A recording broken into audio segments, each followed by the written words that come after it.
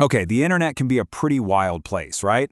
But this new trend called bone smashing, it might just be one of the most dangerous beauty hacks I've ever come across.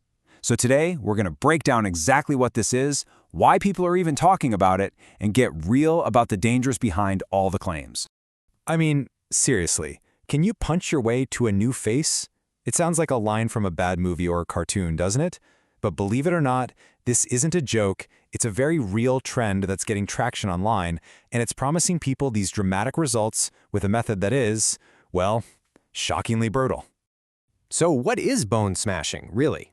Well, it's pretty much as aggressive as it sounds. We're talking about people repeatedly and forcefully punching their own cheekbones with their knuckles. The whole idea is this incredibly intense attempt to literally change the shape of their face. And the so-called technique? You know, it's disturbingly simple. There's no secret formula or special tool. The instructions you find out there are literally 1. Make a fist. 2. Use your knuckles. And 3. Punch yourself hard in the face, over and over again. So you have to be asking, why on earth would anyone do this to themselves?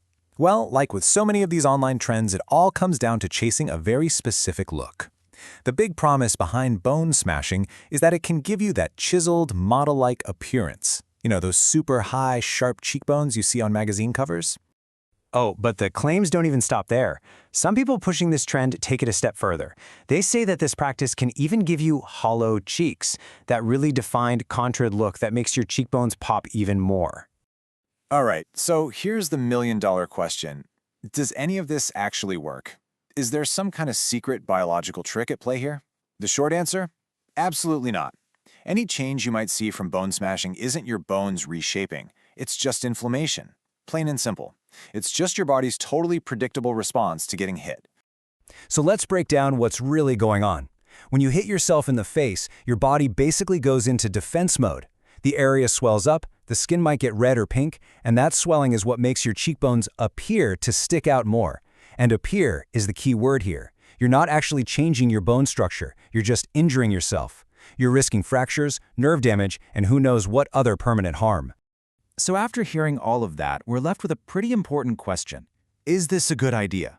Is intentionally hurting yourself just for some temporary swelling that looks like sharp cheekbones really a smart beauty hack? You know, the source material we're looking at for this explainer just says it perfectly, so I'm going to quote it directly.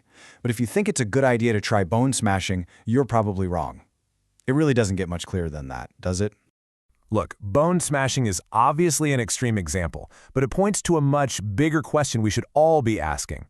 In a world with endless online hacks for everything, how do we tell the difference between what's helpful and what's just truly harmful?